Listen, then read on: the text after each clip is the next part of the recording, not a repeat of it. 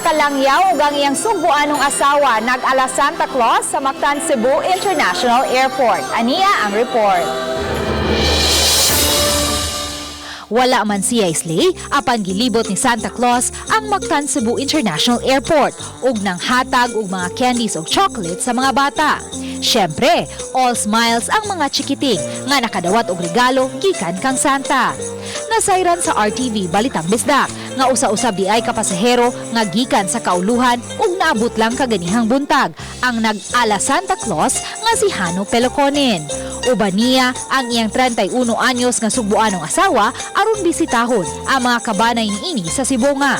Sometimes kids doesn't understand. I remember in Kenya when I skiing there and the kids, they look at somebody starts screaming and they run away all. Yeah, but it's a really pleasure to be here. That I know that kids really like it. Gusto jud niya since September pa or early August gusto niya mag Santa Claus. Kasi he enjoys give something to kids.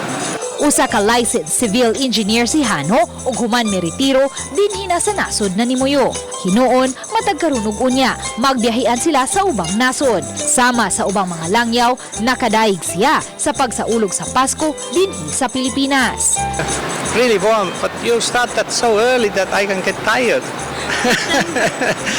Gikan sa airport, naglaraw usab siyang mag-ala Santa Claus didto sa Sibonga.